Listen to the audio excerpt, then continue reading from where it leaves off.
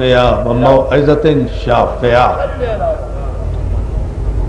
Ursula بالدین المشہور والعلم المعصور والکتاب المستور والنور الساطع والضیاء اللامع مولانا و مولا الثقلین جد الحسن والحسین ابی القاسم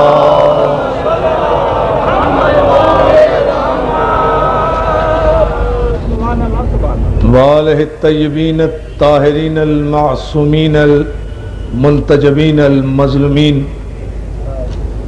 الذین اذهب اللہ عنہم الرجس وطہرہم تطہیرا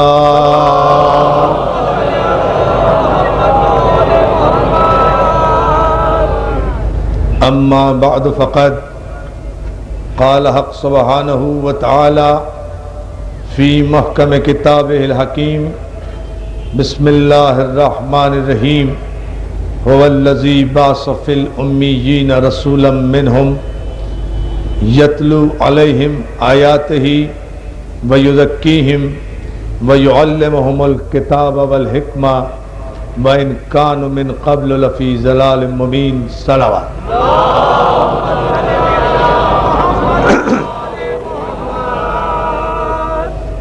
عزاداران مظلوم کربلا، ماتمداران سید الشہداء، پاک محرم ایسوسی ایشن کے زیر اہتمام نشتر پارک کا یہ تاریخی اجتماع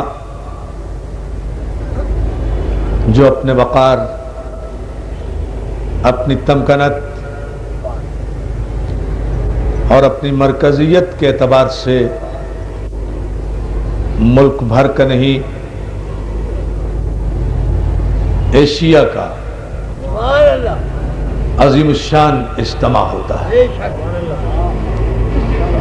اس عشرہ محرم کو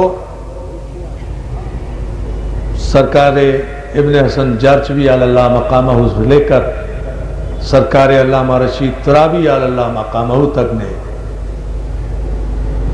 زیور وقار سے آراستہ کیا۔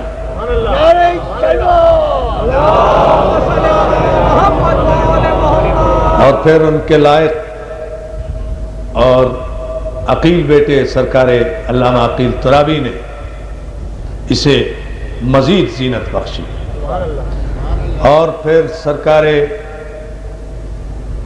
حجت الاسلام والمسلمین کے عظیم فرزند مولانا مصطفیٰ جوہر صاحب قبلہ اللہ مقامہ کے بیٹے حضرت علامہ طالب جوہری صاحب قبلہ نے اسے علم کے کوثروں سے چھلکایا۔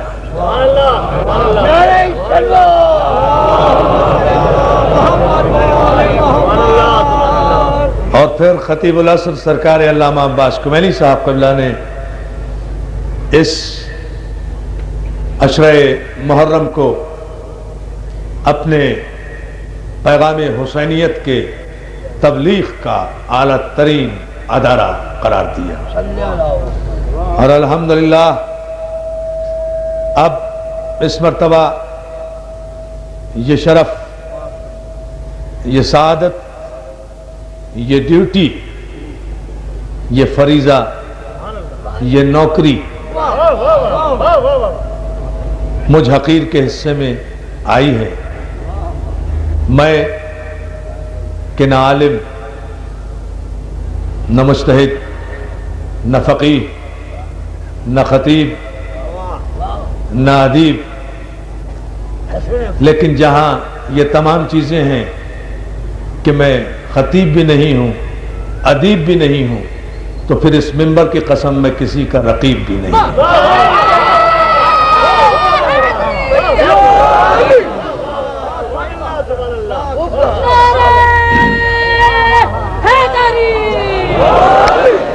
سارے علماء حق کو میرا سلام، سارے مجتہدی نظام کی نالین میرے سر کا تاج۔ اللہ ہمارے علماء حق کا سایہ ہمارے سروں پر سلامت رکھے، خصوصاً سرکار سید ابوالقاسم خوئی کا سایہ جو اس وقت سخت ترین حالات سے مقابلہ کرتے ہوئے سنت حبیب ابن مظاہر ادا کر رہے ہیں، خداوند عالم ان کا سایہ ہمارے سروں پر سلامت رکھے۔ عزیزان محترم، میں پاک محرم ایسوسی ایشن کے محترم و معزز عہدیداران اور اراکین کا، خصوصاً نقی رضوی صاحب کا اور دیگر احباب کا، اس اعتبار سے ان کے حکم نامے کو میں نے قبول کیا،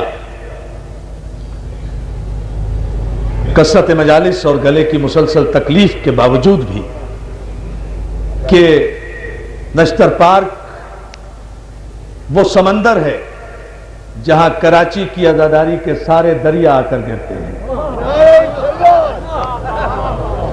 آپ توجہ فرمائیں گے اس تمہیدی مجلس میں؟ چند باتیں کہنا ہے مجھے، مجلس انشاءاللہ کل سے باقاعدہ شروع ہوگی، لیکن چند باتیں ابتدا میں اپنے نوجوان دوستوں کے لیے، اپنے بزرگوں کے لیے۔ یہ وہ ہماری مرکزی حیثیت اور مرکزی اجتماع ہے کہ جہاں کراچی کی آزاداری کے سارے دریا اس سمندر میں آ کر اتر گئے، اور مرکز کا وقار اور مرکز کی عظمت اگر سلامت نہ رہے تو مرکز کے تحت میں آنے والے تمام اجزائے ترکیبی متزلزل ہو جاتے ہیں۔ اس لیے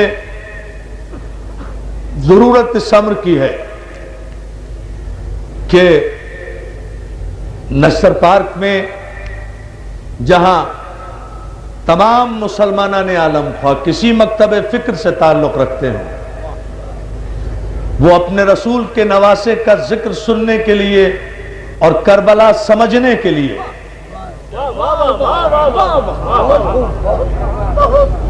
فرزند رسول کا ذکر سننے کے لیے اور کربلا سمجھنے کے لیے یہاں تشریف لاتے ہیں۔ کربلا سلامت رہے،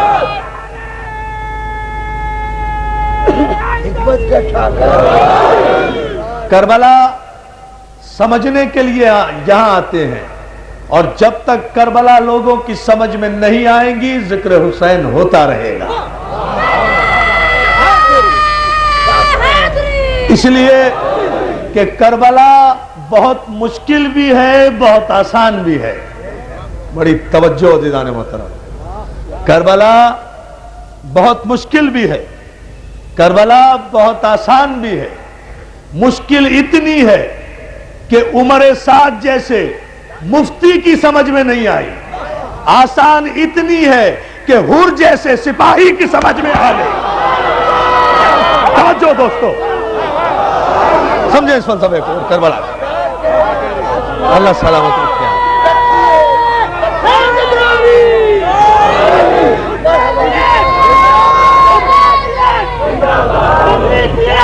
اللہ آپ کو سلامت رکھے۔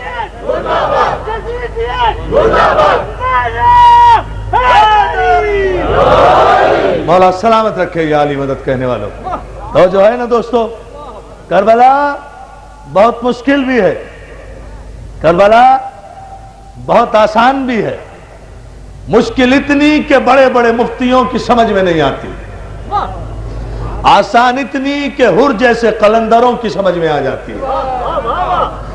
چونکہ کربلا علی کے خون کا نتیجہ ہے نا، توجہ ذہن محترم، کربلا چونکہ علی کے خون کا نتیجہ ہے نا، تو علی بھی تو اتنا ہی مشکل ہے کہ اگر سمجھ میں آنا چاہے علی تو گلی میں چلتے پھرتے سیاہ لباس پہنے ہوئے، پھٹے کپڑے پہنے ہوئے فقیروں اور ملنگوں کی سمجھ میں آ جاتا ہے، اور اگر نہ سمجھ میں آئے تو دنیا کے امام مرتے مرتے مرتے مر جاتے ہیں، اور اپنے ڈیتھ اسٹیٹمنٹ میں امام شافعی رحمت اللہ علیہ اپنی تمام امت کو یہ پیغام دے کر چلے جاتے ہیں کہ امام شافعی مر گیا مگر اپنے تمام علم اور مطالعے کے باوجود یہ سمجھ نہیں سکا کہ خدا علی ہے یا علی خدا ہے۔ فلسفہ عجیب ہے نا، توجہ غور فرمائے جو میں نتیجے دے رہا ہوں، بات سمجھ لیں، سلامت گونجیں گے۔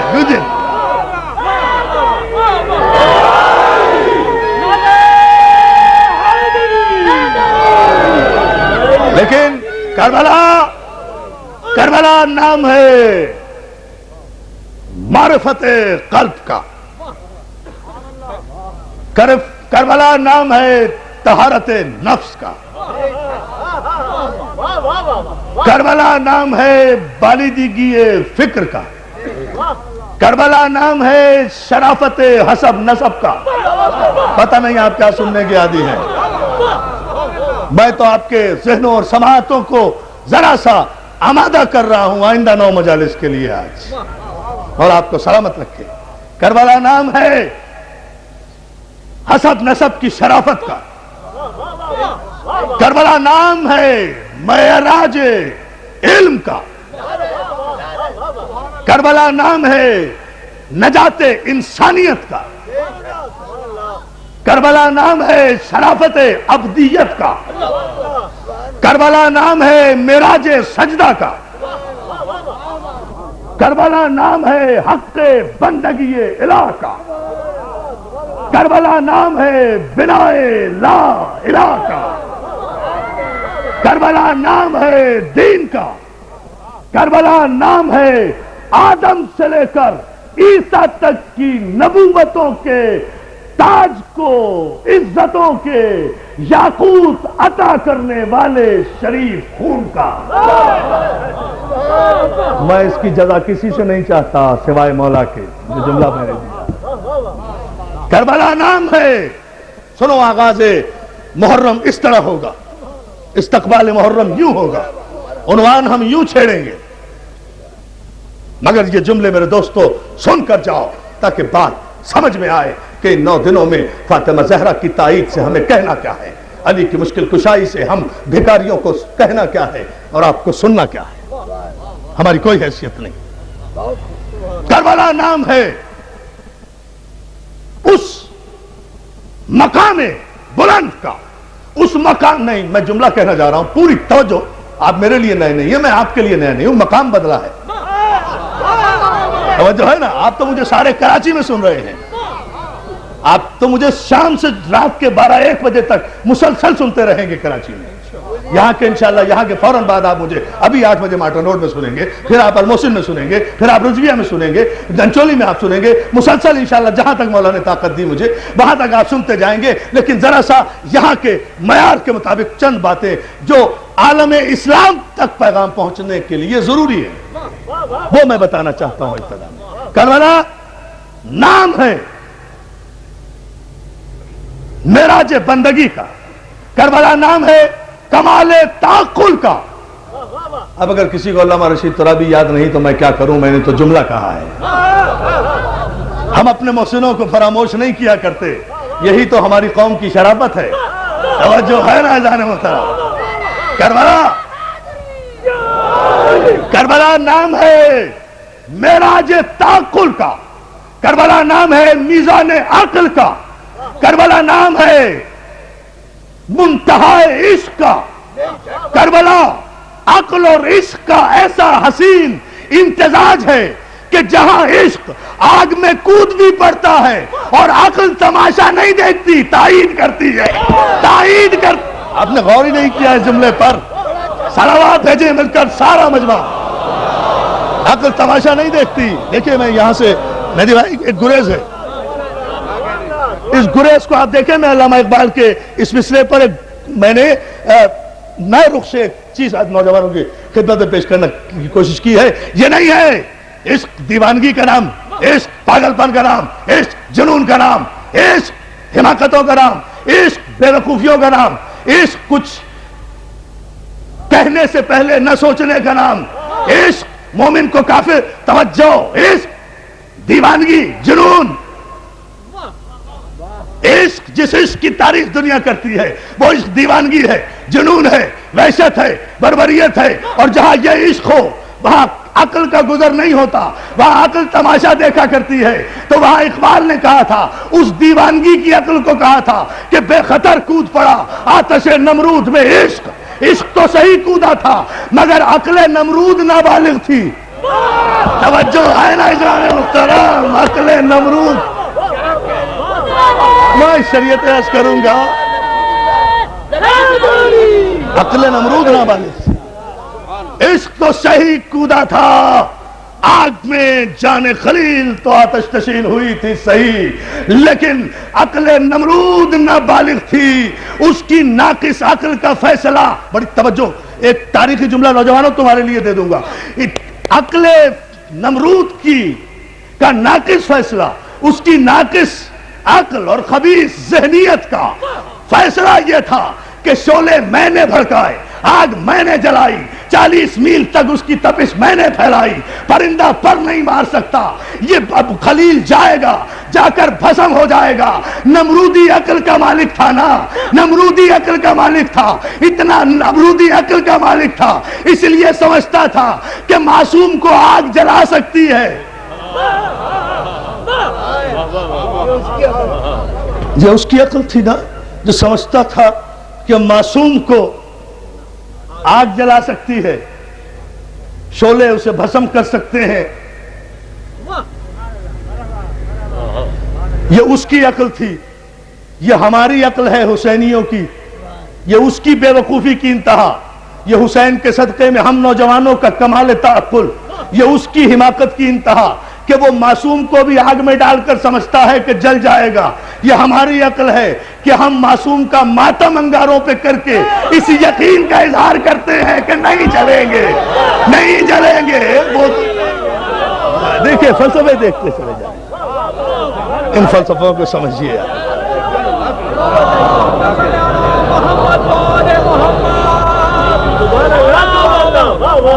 بڑی خوبصورت انداز میں آپ نے آغاز سے استقبال کیا ہے.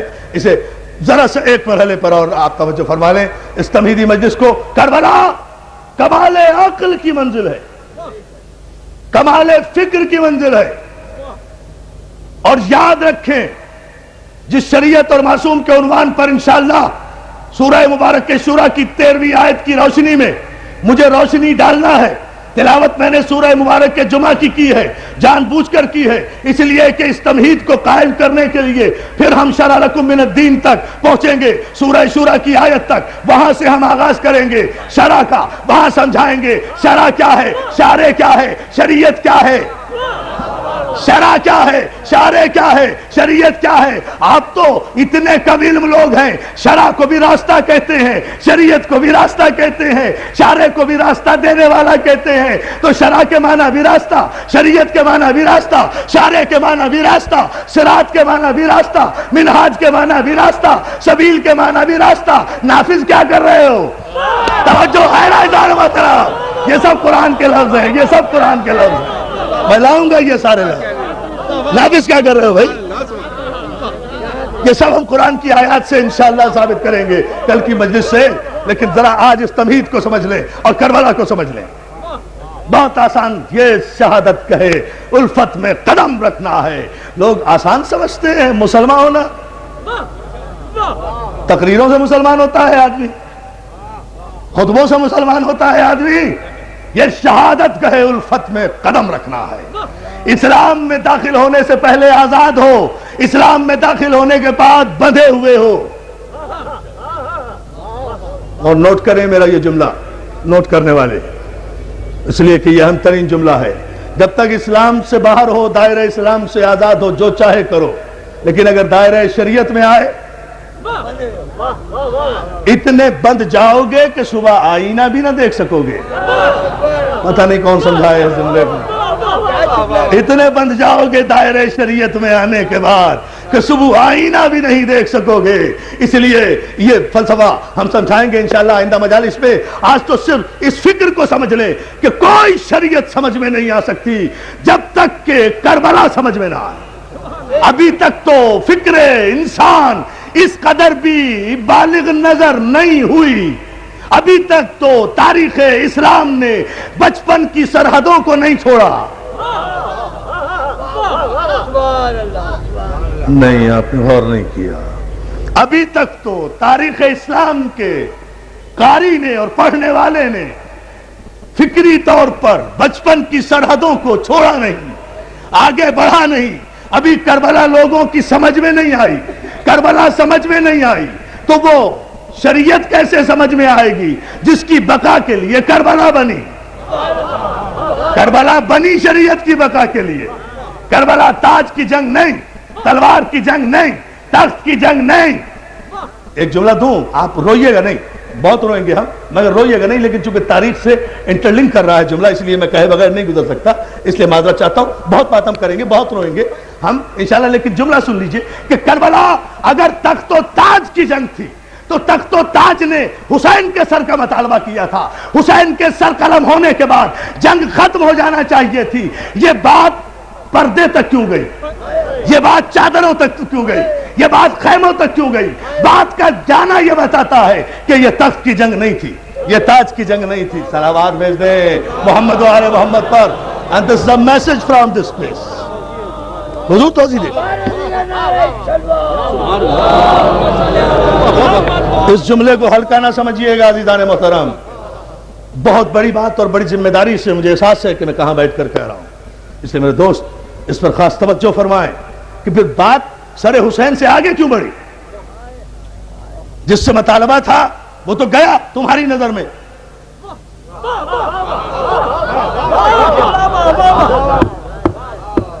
جس سے مطالبہ تھا بیعت کا وہ تو گیا تمہاری نظر میں.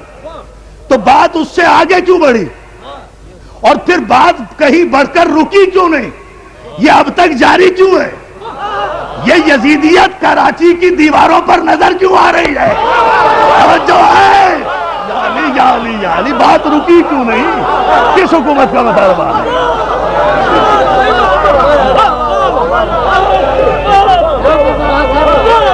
پوری طاقت و توانائی سے. آپ کو پتا ہے دوستو،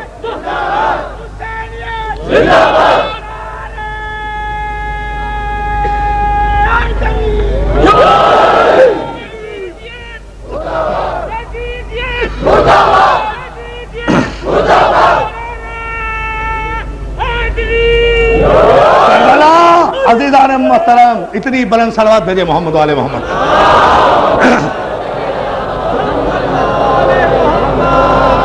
کربلا کے اس فکر کو، اس پس منظر کو سمجھیے تاکہ بات سمجھ میں آئے. عزیزان محترم مسئلہ صرف یہ ہے کہ کربلا کمال تعقل کی منزل ہے. یہاں دیوانگی کے عالم میں کچھ نہیں ہوا. Karbala is not an accident, Karbala is not an incident. Karbala کوئی ٹریجڈی بھی نہیں ہے. ٹریجڈی ہوتی تو ختم ہو جاتی، ایکسیڈنٹ ہوتا تو لوگ بھول جاتے. بڑے بڑے ایکسیڈنٹ بھول گئے. لا لا لا لا لا لا لا لا توجہ ہے نا ادارے. کربلا مولا آپ کو سلامت رکھے. کربلا ایکسیڈنٹ نہیں ہے، انسیڈنٹ نہیں ہے، ٹریجڈی نہیں ہے، حادثہ نہیں ہے. حادثہ نہیں ہے. کربلا ایک شریعت کی وہ پناہ گاہ ہے. اللہ جانے کون فرد کرے. کربلا شریعت کی وہ پناہ گاہ ہے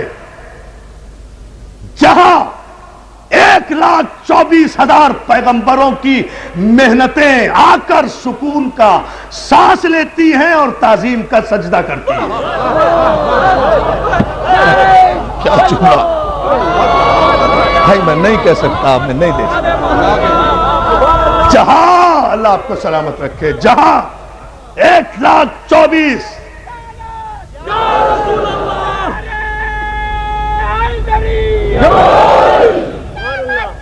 کربلا. جیو بیٹا جیو.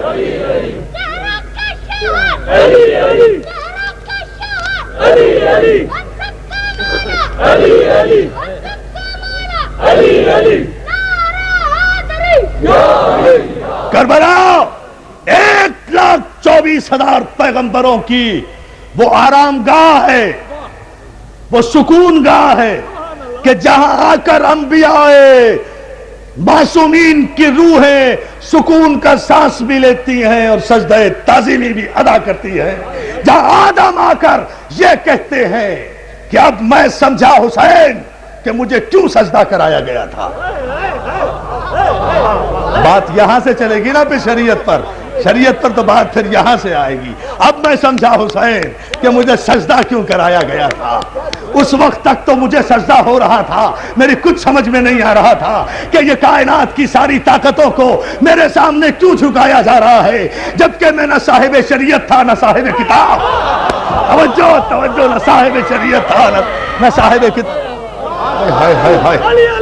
اندازہ تو فرمائیے نا، یہاں آدم آ کر کہتے ہیں، دوستو یہ ذہن میں رہے، یہ کنٹینیوٹی تک بالکل ذہن ایسوسیٹ رہے 9 دن تک آپ کا، اس میں گیپ نہیں ہونا چاہیے، ذہنی فاصلہ نہیں ہونا چاہیے، ایک لمحے کے لیے بھی ذہنی فاصلہ ہو جائے اگر خطیب میں اور سامع میں تو بات کہیں سے کہیں چلی جاتی ہے، اور میں اس کا عادی نہیں ہوں، میں سروں سے گزرنے کا عادی نہیں ہوں، میں مومنین کے دلوں سے گزرنے کا عادی ہوں۔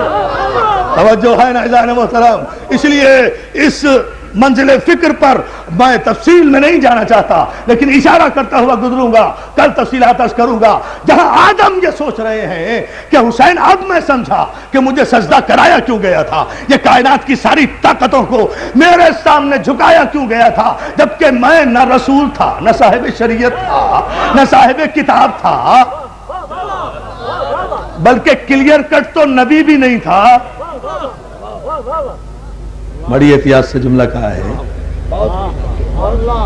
کلیئر کٹ تو نبی بھی نہیں تھا، خلیفۃ اللہ تھا۔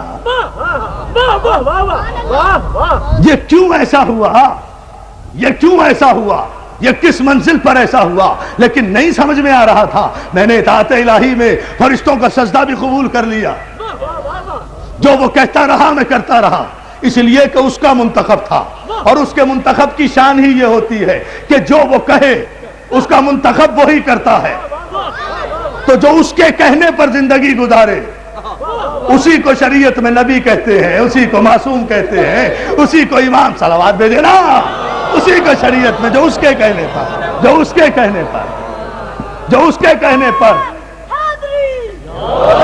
توجہ ہے نا؟ یہ ایک منزل اور ذرا سی آپ غور فرما لیں۔ آدم اس کربلا میں آ کر سوچ رہے ہیں کہ اب پتہ چل رہا ہے کہ مفہوم سجدہ کیا تھا، مقصد سجدہ کیا۔ ابھی تو شریعت کا کوئی کانسیپٹ بھی نہیں ہے بھائی، منزل اول پر تو شریعت کا کوئی فلسفہ بھی سامنے نہیں آیا، ابھی تو حلت و حرمت کے مسئلے بھی نہیں آئے۔ دنیاوی اعتبار سے بھائی عالم ملک ہے، سارا عالم فرشتگان ہے، عالم ملکوت سارے فرشتے ہیں، فرشتوں میں حلت اور حرمت کا کوئی مسئلہ ہی نہیں ہے۔ وہاں ایمان بھی دائمی ہے، پاکیزگی بھی دائمی ہے، طہارت بھی دائمی ہے، نہ فرشتوں پر فرشتوں کو توجہ ہے نا، جو سجدے میں ہے وہ سجدے میں ہے، جو رکوع میں ہے وہ رکوع میں ہے، جو قیام میں ہے وہ قیام میں ہے، جو قعود میں ہے وہ قعود میں ہے۔ ہزاروں برس سے جو سجدے میں پڑے آ رہے تھے ان سب کے سجدے چھڑوا کر ایک سجدہ کہہ کر کرایا گیا، ایک سجدہ کہہ، صلوات بھیجے تو پھر عرض کر رہا ہوں، ایک سجدہ کہہ کر کرایا گیا۔ اللہ آپ کو سلامت رکھے، تاحت نظر مولا چشم بد سے محفوظ رکھے۔ اس تاریخی اجتماع کو، اس جملے پر آپ ایک مرحلہ اور توجہ فرما لیں عزیزان محترم، اور یہ وہ منزل فکر ہے کہ ابھی تو شریعت کا کوئی مسئلہ ہی درپیش نہیں ہوا، ابھی تو صرف آدم تخلیق کیے جا رہے ہیں، آدم خلقت کے مرحلے میں ہے، مجھے ان تفصیل میں نہیں جانا، ابھی تو صرف آدم تخلیق کے مرحلے میں ہے، ابھی تو مٹی اور پانی سے یہ بنایا جا رہا ہے، ابھی تو یہ مجسمہ تیار ہو رہا ہے، ابھی تو یہ بہت توجہ سنوارا بھی نہیں گیا،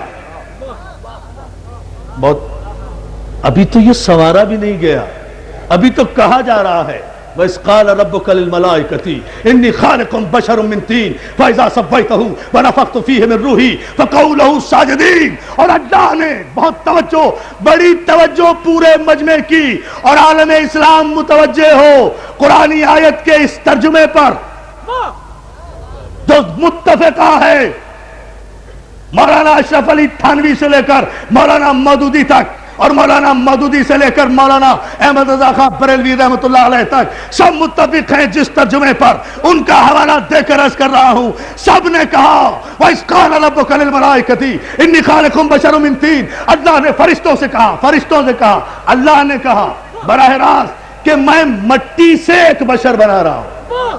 مٹی سے بشر نہیں غور کیا ہے. خاموش نہ ہوا کریں جہاں کوئی علمی مرحلہ آیا کرے. قرآن میں جتنا تدبر کرو گے اتنا لطف آئے گا.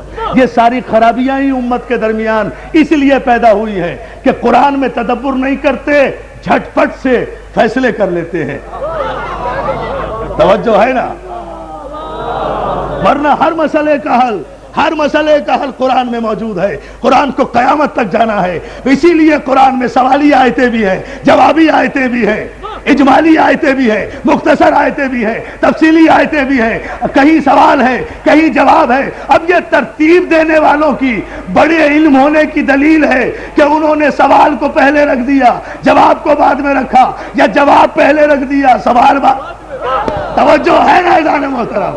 ان آیتوں کی بھی ہم تلاوت کریں گے. آپ صلوات میرے محمد و آل محمد پر یہ بھی بتائیں گے. ورنہ آپ کو بڑی بڑی خوبصورتیاں قرآن میں نظر آئیں گی. جوابی آیت پہلے, سوال بعد میں. عجیب بات ہے, کوئی بات ہے. سوال پہلے جواب بعد میں, یہ ہونا چاہیے نا. جیسا سوال کسی نے کیا ویسا جواب آیا. لیکن دیکھتے جائیں آپ, جوابی آیت کہیں ہوگی, سوالی آیت کہیں ہوگی, مکی کہیں ہوگی, مدنی کہیں ہوگی, محکم کہیں ہوگی, متشابہ کہیں ہوگی, ناسخ کہیں ہوگی, منسوخ کہیں ہوگی, اجمال کہیں ہوگا, تفصیل کہیں ہوگا. اسی لیے تو یہ سب توجہ, یہ عزیزان محترم یہ عجیب منزل ہے. آپ اس لفظ پہ غور کریں. میں کل اس کی تشریح کروں گا, اس بحث کو ابھی چھیڑنا نہیں چاہ رہا, لیکن دامن وقت کی وجہ سے اس مرحلے پر آپ تھوڑی سی توجہ فرما لیں کہ اللہ نے فرشتوں سے 2 لفظ کہے ہیں. واقعہ آپ کا سنا ہوا ہے, متعدد بار سنا ہوگا. میں ان 2 لفظوں پہ بحث کروں گا آج کی مجلس کی حد تک. صرف دونوں باتیں کہی گئی ہیں. پورے مجمع کی توجہ اہل علم کی. نوجوان دوست تو کو یقیناً ذہنی طور پہ زحمت ہوگی آیتوں کی اس بحث میں, لیکن نتیجہ جب آئے گا تو بڑا خوبصورت آئے گا انشاءاللہ. اور ویسے بھی یہ مجلسیں تو ہمیں رزق علم فراہم کرتی ہیں نا, ہے نا. ہم ان مجلسوں سے رزق علم لینے کے لیے آتے ہیں. لوگ کہتے ہیں آل محمد کسی کو دے نہیں سکتے. تمہیں کیا پتا, تم لے نہیں سکتے. توجہ ہے, توجہ ہے. آل محمد تو آج بھی دے رہے ہیں. کوئی آئے تو صحیح. ہم تو مائل بکرم ہیں, کوئی سائل ہی نہیں. توجہ ہے نا. تم بھی بڑے بدنصیب قسم کے سائل ہو نا. نہ مانگنے پر آؤ تو آل محمد سے نہیں مانگتے, مانگنے پر آؤ تو یہودیوں سے مانگ لیتے ہو. توجہ ہے. عجیب فلسفہ ہے تمہارے نصیب کا, تمہاری قسمت کا. اب اس فلسفے کو ہم کہاں لے جائیں؟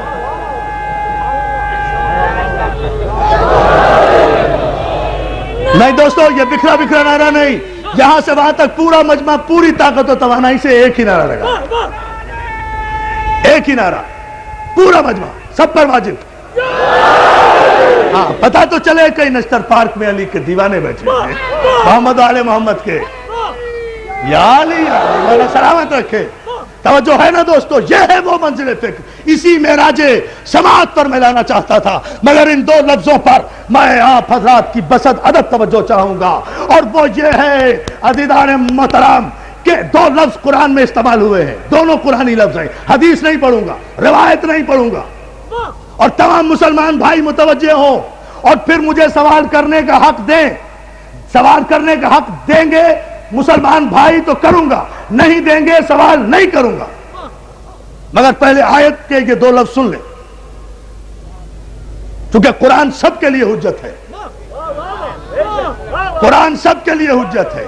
اب کیا کروں, قرآن اور علی کا ساتھ ہی ایسا ہے. قرآن سب کے لیے حجت ہے. قرآن بھی آیا, قرآن سب کے لیے حجت ہے. حالانکہ توریت کے بعد آیا, زبور کے بعد آیا, انجیل کے بعد آیا, سب سے آخر میں آیا, مگر سب کے لیے حجت. علی یا علی یا علی یا علی. مولا انہیں متوجہ کر دے. سلامت رہے آپ. قرآن بہت خوبصورت ادا ہے. اس لیے کہ قرآن سب کے لیے حجت، سب کے لیے برہان، سب کے لیے محکم، پوری امت مسلمہ کے لیے قرآن روشنی، قرآن چراغ، قرآن ہدایت، قرآن صراط مستقیم، قرآن بنیان المرصوص، قرآن دین، قرآن ایمان، اور قرآن دین و ایمان۔ مگر یہ سارے جملے کہنے کے بعد قرآن آنکھوں کا نور، دل کا سرور، صرف چومنے کے لیے نہیں، صرف سر پہ رکھنے کے لیے نہیں، صرف جھوٹی قسمیں کھانے کے لیے نہیں، صرف گلے میں ڈالنے کے لیے نہیں۔ قرآن ہدایت ہے تاریکیوں میں، روشنی ہے اندھیروں میں۔ قرآن تاریکیوں میں ہدایت ہے، روشنی ہے اندھیروں میں۔ یہ وہ چراغ ہے جس کی لو کبھی مدھم نہیں پڑتی، یہ وہ دریا ہے جس سے جتنے بھی پیاسے سیراب ہوں اس کا پانی نہ کم ہوتا ہے نہ خشک ہوتا ہے۔ یہ وہ علم ہے جو حاصل کرنے سے گھٹتا نہیں۔ اور یاد رکھو، کسی غلط فہمی میں نہ رہنا، قرآن کی یہ تعریف نہ میں نے کی نہ تم نے کی، قرآن کی یہ تعریف اس نے کی تھی جسے وارث قرآن نے کہا تھا کہ قرآن علی کے ساتھ ہے، علی قرآن، اور کہیں نہیں ہے یہ قرآن کی تعریف، یہ لفظ کو دے نہیں سکتا۔ اور جو ہے دوستوں، پوری طاقت سے حیدری، یہ ہے منزل۔ اللہ آپ کو سلامت رکھے۔ بھائی دوستو، جب تک علی کی محبت اور علی کی محبت و ولایت پورا مجمع اوڑ نہ لے، تب تک علی کے ذکر کا فائدہ کیا؟ اس لیے میں اس منزل پر، منزل تشکر پر، یہ دو جملے کہوں گا اور ان جملوں پر توجہ، اور یہی سے گفتگو ہم کل سے مسلسل کریں گے شریعت پر۔ اور اس مرحلے پر آپ ایک لمحہ اور غور فرما لیں کہ اللہ نے فرشتوں سے کہا کیا؟ دو لفظ کہے ہیں۔ عالم اسلام متوجہ ہو، تمام مسلمان بھائی، دو لفظ کہے، میں بشر بنا رہا ہوں مٹی سے۔ بشر کا لفظ بھی استعمال کیا، مٹی کا لفظ بھی استعمال کیا۔ حفاظ قرآن بھی یہاں موجود ہیں ماشاءاللہ، حافظان قرآن بھی موجود ہیں، قاریان قرآن بھی موجود ہیں، قرآن فہم حضرات بھی موجود ہیں، سب موجود ہیں۔ میں صرف دو لفظوں پر بات کرنا چاہتا ہوں، اور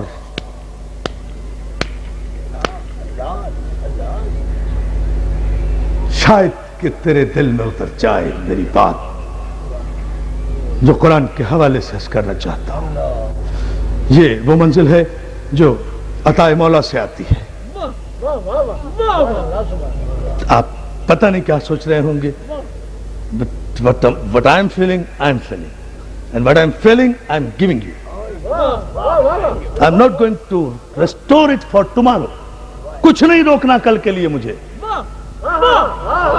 علی کے ذکر میں بخل نہیں کرنا چاہیے۔ بخل وہ کرے جس کا یہ ایمان نہ ہو کہ علی کل نہیں دے سکتا۔ توجہ ہے نا جانے محترم، کل نہیں دے سکتا۔ سنیں تم کیا،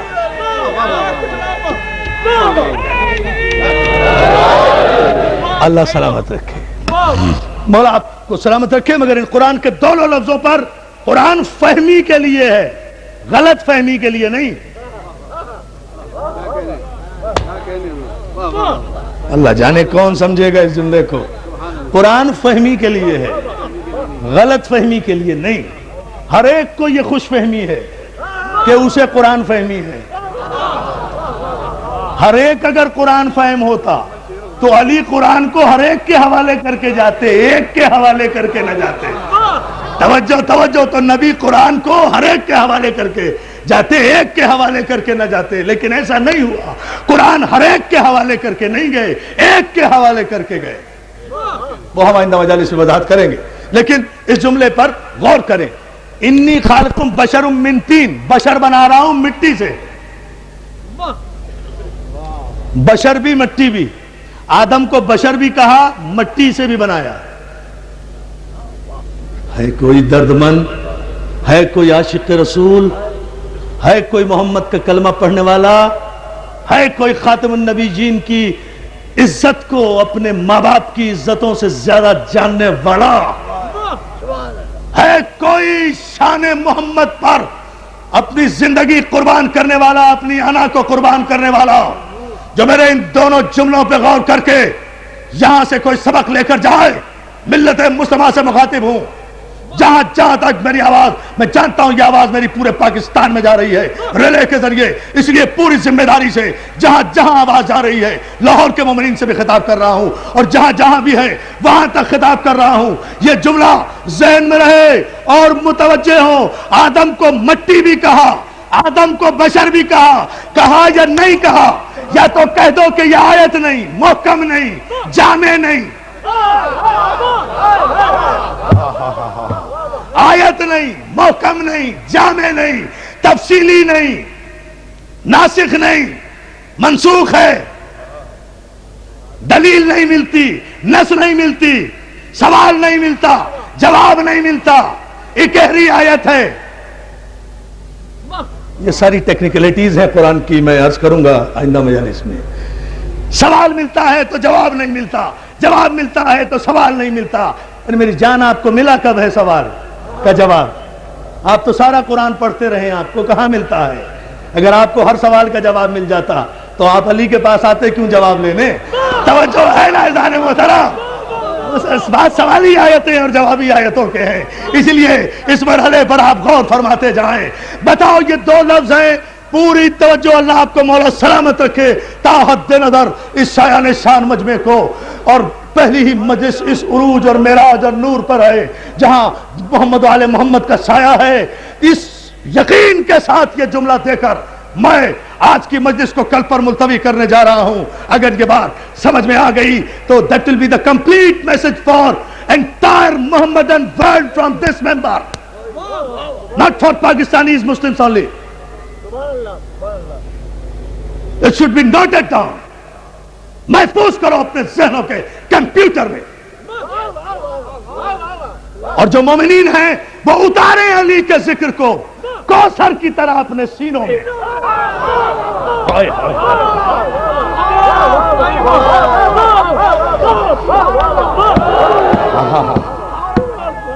سنیں، میں یہ دو لفظ لے کر بارگاہ رسالت میں نذران عقیدت پورے پاکستان کے مسلمانوں کی طرف سے بارگاہ رسالت میں نذران عقیدت پیش کر رہا ہوں، تمام سنی شیعہ بھائیوں کی طرف سے بارگاہ رسول اللہ میں، اس لیے کہ اگر رسول کی عزت نہیں تو پھر کوئی عزت دار نہیں ہے۔ سب کی عزتیں میرے نبی کی جوتیوں کا صدقہ ہے۔ سارے عرب میں کوئی عزت دار خاندان نہیں تھا۔ سلام کیا کرو میرے رسول کے خاندان کو جس نے بے عزتوں کو عزت دار بنا دیا، لٹیروں کو رہبر بنا دیا، ڈاکوؤں کو انسان بنا دیا، ویشیوں کو مسلمان بنا دیا، مسلمان کو سلمان بنا دیا۔ یا علی کہاں بیٹھے ہو؟ سلام کیا کرو۔ یہ سب میرے رسول کی عزت ہے کہ بھائی، یہ صرف میرے رسول کی عزت ہے، اس لیے اس معیار کو برقرار رکھو، اس اسٹیٹس کو برقرار رکھو، اس منتہائے برگزیدگی ختم نبوت کو ایک انچ بھی نیچے نہ آنے دو، ورنہ سب گر جاؤ گے۔ تم تو کھڑے ہی بے ساکھیوں کے سہارے ہو۔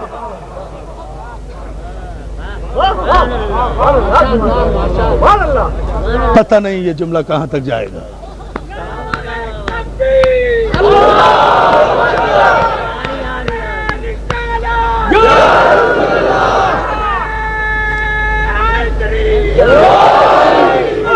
اللہ آپ کو سلامت رکھے،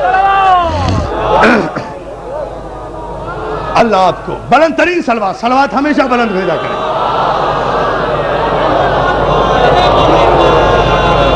یہ وہ نعمت ہے جو صرف محمد و آل محمد کے لیے خدا نے مخصوص کی۔ قاتل بھی اگر آل محمد کو قتل کر کے نماز پڑھ رہا ہے تو اسے درود بھیجنا پڑے گا، ورنہ نماز ہی نہیں ہوگی۔ کتنا دیوانہ قاتل ہے، قتل بھی کر رہا ہے، آل محمد کی سلامتی کی دعا بھی کر رہا ہے۔ اب اندازہ تو فرمائیے نا، اتنے بدنصیب قاتل آپ نے دیکھے ہیں کہیں؟ خیر، یہ میں آگے چل کر، یہ مسائل کی بات ہے، لیکن بات اشارتاً محفوظ ہوتی جائے ہمارے تمام نشریاتی اداروں میں بھی کہ ہم ان مجالس میں کہتے کیا ہیں۔ دیکھیں، دو لفظ استعمال کیے گئے بھائی قرآن میں، دو لفظ، بشر بھی، تین بھی۔ آدم کو مٹی سے بھی بنایا اور بشر بھی کہا، آدم کو مٹی سے بھی بنایا، بشر بھی کہا. یعنی پہلے تو قرآن نے یہ معیار قائم کر دیا کہ بشر صرف وہ ہوگا جو مٹی سے بنے، جو مٹی کا بیٹا ہو وہ بشر ہوگا. کہاں بیٹھے ہو؟ عرفان حیدر عابدی بول رہا ہے میرے دوستو.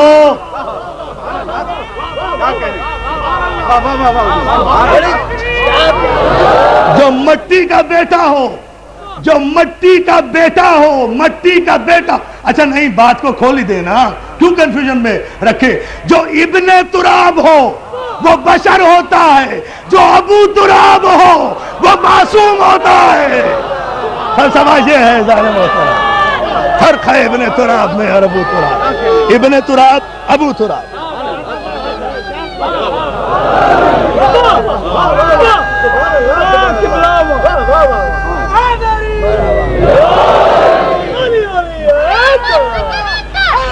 غور کریں بیٹا، بس یہ وہ منزل فکر ہے بیٹا، دامن وقت کو جائز نہیں. اس لیے ذرا سا مجھے اور مرحلے طے کرنے ہیں.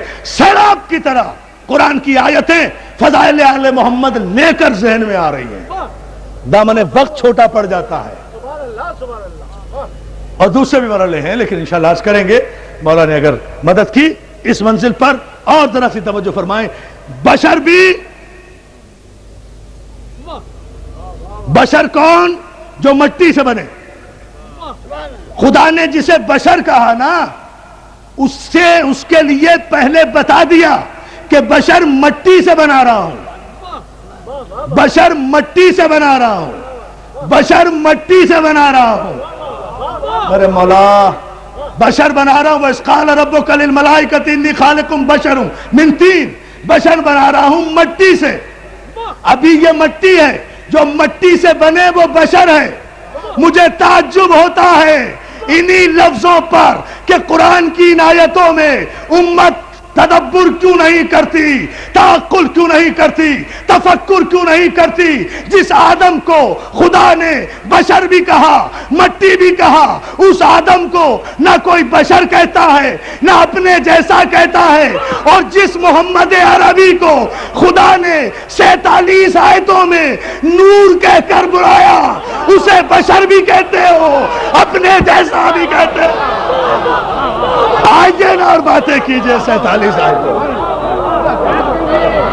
اللہ بھائی صاحب،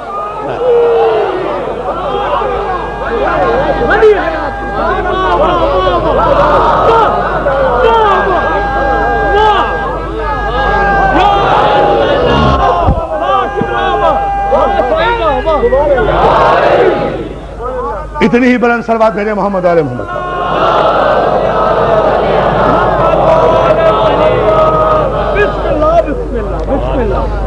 بہت شکر گزار ہوں آپ کی توجہات پر، آپ کے ذوق سماعت پر، کہ آپ نے جس انداز سے میری حوصلہ افزائی کی.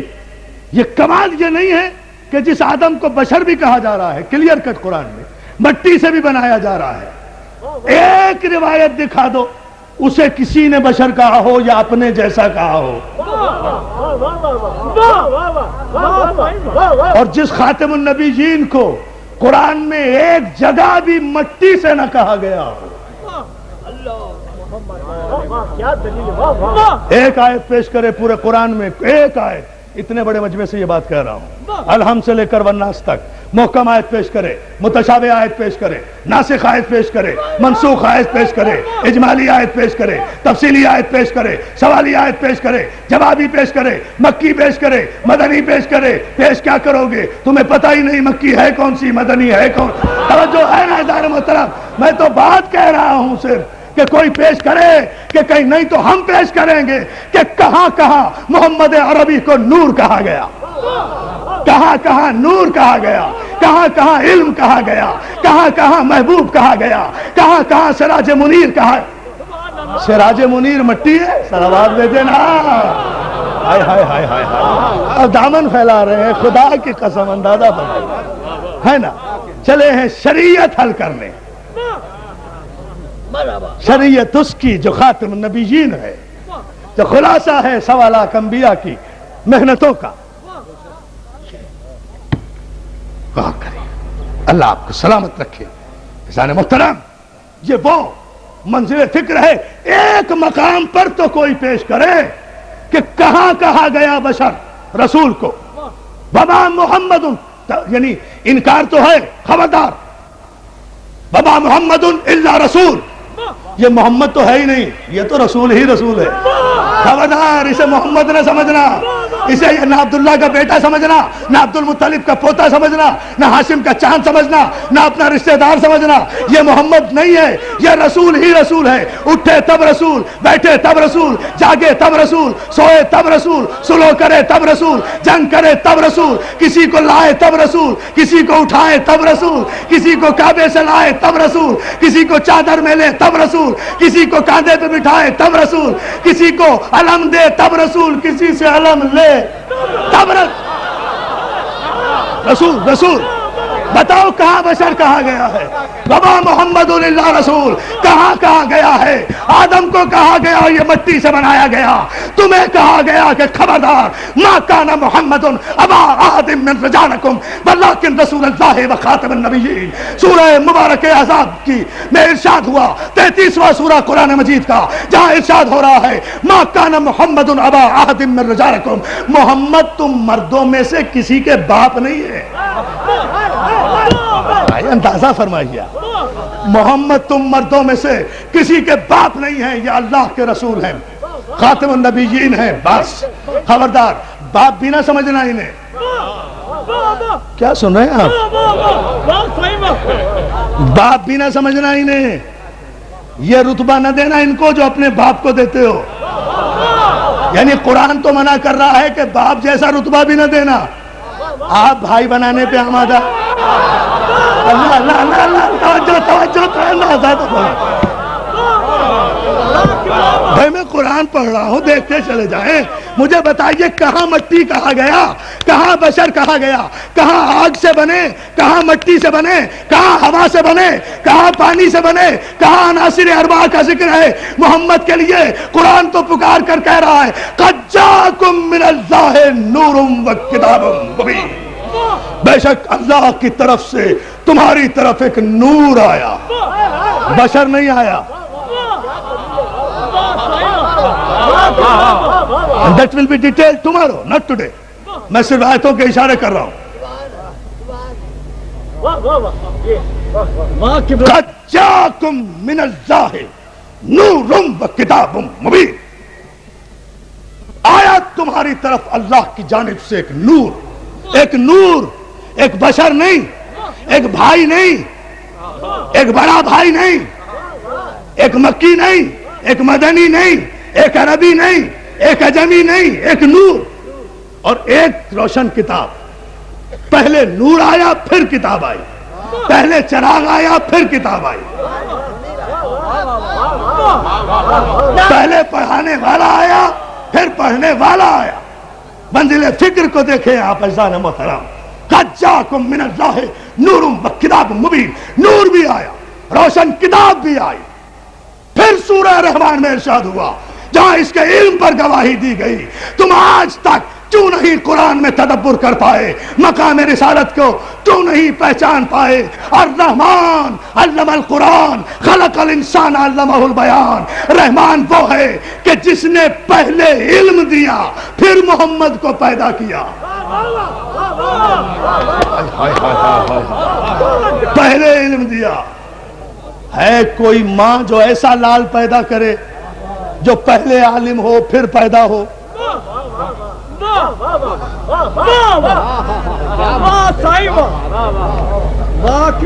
میں کیا کروں کہ وقت نہیں رہا، لیکن میں صرف اشارہ کر کے ایک نتیجہ دیتا ہوں. کل اس کی تشریح عرض کروں گا کہ جہاں شریعت کا آغاز بھی نہیں ہے عزیزان محترم، وہاں سے آدم کو سجدہ ہو رہا ہے. کیوں ہو رہا ہے؟ کس بیک گراؤنڈ میں ہو رہا ہے؟ کس پس منظر میں ہو رہا ہے؟ پھر شریعت چلی کہاں سے؟ پھر شریعت نتیجہ کس بات کا ہے؟ پھر شرع ہوتی کیا ہے؟ پھر صراط کہتے کسے ہیں؟ پھر منہاج ہے کیا؟ پھر سبیل ہے کیا؟ ان سب کا نام جو ہے وہ صراط نہیں ہے. ان سب کا نام جو ہے وہ اسٹریٹ لائن نہیں ہے. ان سب کا نام جو ہے وہ سپر ہائی وے نہیں ہے. اللہ کا راستہ جو ہے جب صراط کہا تو کچھ اور ہے، جب سبیل کہا تو کچھ اور ہے، جب منہاج کہا تو کچھ اور ہے، جب شرع کہا تو کچھ اور ہے۔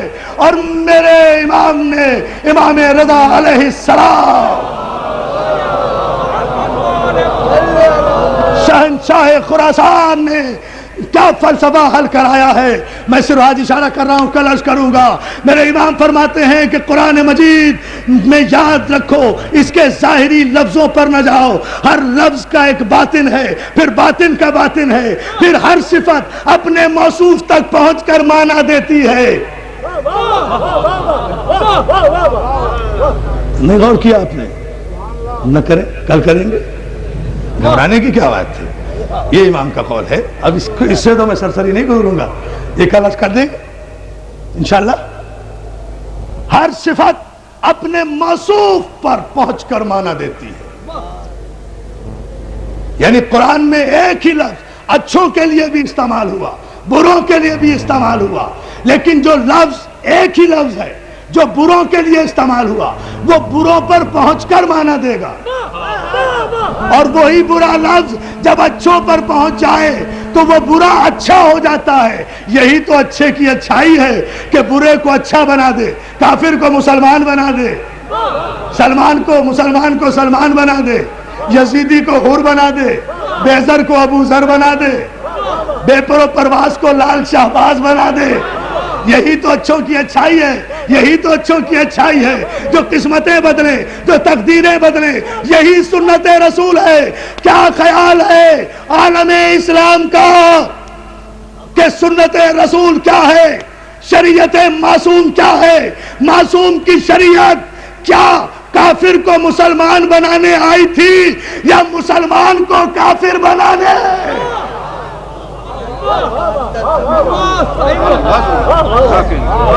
صلوات بھیجے محمد والے بآواز بلند صلوات بھیج دیجیے محمد۔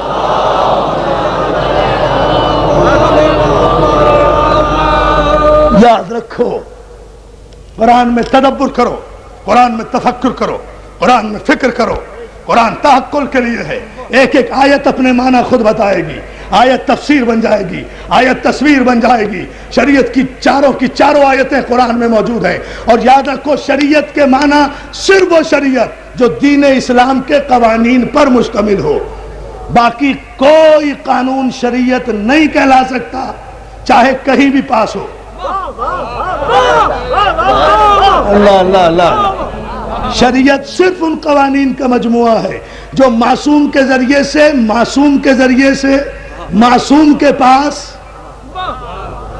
آئے، اور پھر معصوم اسے اپنے لب معصوم سے ادا کر کے، اپنے کردار کا لباس پہنا کر، تلوار کے بغیر، تخت کے بغیر، پارلیمنٹ کے بغیر، 2/3 میجورٹی کے بغیر، امینڈمنٹ کے بغیر اس شریعت کو دل میں اتار دے، اسے شریعت دین اسلام کہتے ہیں، ورنہ اور کوئی شریعت نہیں ہے۔ قرآن کی روح سے بات قرآن کی ہوگی تو پھر یہی ہوگا۔ مسئلہ یہ ہے، شریعت یہ نہیں کہ کون کلمہ پڑھتا ہے، شریعت یہ نہیں کہ کون نماز پڑھتا ہے، شریعت یہ نہیں کہ کون حج کرتا ہے، شریعت یہ نہیں کہ کون قیام و قعود کرتا ہے، شریعت یہ نہیں کہ کون عبادت کو رسم کے طور پر ادا کرتا ہے۔ شریعت یہ ہے کہ ان حدود و قیود کے اندر کون رہتا ہے اور باہر کون نکل جاتا ہے۔ اس کے لیے اب پھر آیتوں کے انبار ہیں، یہ میں پھر عرض کروں گا کل کی مجلس میں انشاءاللہ۔ کون نکل جاتا ہے اور کب نکل جاتا ہے اور اسے پتہ بھی نہیں چلتا۔ اس لیے دوستو، اس جملے پر گفتگو کو اختتامی مرحلے پر انشاءاللہ ہم لا رہے ہیں، التوا کے مرحلے پر کل انشاءاللہ آپ کی خدمت میں پیش کریں گے۔ مولا آپ کو سلامت رکھے، اسی اتحاد و اتفاق و محبت و اخوت کے ساتھ ہمیں یہ 10 دن حسینیت کے گزارنے ہیں۔ یہ 10 دن کے لیے ہم 355 راتیں اور دن کاٹتے ہیں تو یہ 10 دن آتے ہیں، اس کا انتظار ہم کرتے ہیں۔ ہم نہیں چاہیں گے کہ یہ دشمنوں کی نظر بد ان پر لگے، ہم نہیں چاہیں گے، ہم کچھ ہمارے ذہن کے کسی گوشے میں ان 10 دنوں میں سوائے حسین کے کچھ نہیں ہوتا، حسین ہی حسین ہوتا ہے، حسین ہی حسین ہوتا ہے۔ دوستو، یہ مجالس رسم نہیں ہے، فریضہ ہے۔ فریضہ سمجھ کے ان مجالس میں آیا کرو، اس لیے کہ رسوم کے قائل ہم ہو سکتے ہیں، لیکن معصوم کسی رسم میں پہل نہیں کیا کرتا۔ اور اگر یہ ایمان ہے کہ ان مجلسوں میں معصوم آتے ہیں تو پھر سمجھ لو کہ یہ مجلسیں خود شریعت ہے، ورنہ وارثان شریعت یہاں کیوں آئیں رسم میں؟ پتہ نہیں آپ نے اس فلسفے پہ غور کیا ہے یا نہیں۔ معصومین کبھی رسومات میں شرکت نہیں کیا کرتے، معصومین شریعت کے اجتماعات میں شرکت کرتے ہیں۔ ذکر حسین شریعت ہے، ذکر حسین عبادت ہے، ذکر حسین واجب ہے، واجب ہے۔ اگر یہ واجب نہ ہوتا تو پیغمبر اسلام کبھی نہ فرماتے کہ من بکا ابکا و تباکا علی الحسین وجبت لہ الجنہ، جو حسین پر رویا یا رلایا یا رونے کی شکل بنائی اس پر جنت واجب، تو واجب کی جزا ہی واجب ہوتی ہے۔ پتہ نہیں آپ کیا سن رہے ہیں اس جملے میں۔ واجب کی جزا قول معصوم ہے، واجب کی جزا واجب ہوا کرتی ہے، یہ مستحب عبادت نہیں ہے، ورنہ جنت واجب کیوں؟ بس مستحب ہوتی، ملتی نہ ملتی، لیکن واجب۔ مگر ایک جملہ سنو، کیوں اپنے گھروں سے نکل آئے؟ دیکھ رہا ہوں، مولا سلامت رکھے، جنہیں بیٹھنے کی جگہ نہیں ہے 1 گھنٹے سے کھڑے ہوئے ہیں، ہزاروں کاروں میں بیٹھے ہوئے ہیں، مائیں بہنیں دور تک، مولا ان کے پردوں کو سلامت رکھے، ان کی عظمتوں کو سلامت رکھے، ان کی عزتوں کو حفاظت میں رکھے، مولا ان کے وارثوں کو، ان کے جوانوں کو علی اکبر کی جوانی کے صدقے میں مولا سلامت رکھے۔ کیوں کھڑے ہو 1 گھنٹے سے، 2 گھنٹے سے یہاں کیوں بیٹھے ہوئے ہو؟ کسی ذاکر کو سننے آئے؟ نہیں، تمہارا ایمان ہے کہ کہیں ایسا نہ ہو کہ ہم سے پہلے حسین کی اجڑی ہوئی ماں کسی قنات میں آ کر بیٹھ جائے اور آ کر یہ کہے کہاں ہیں میرے بچے کے رونے والے؟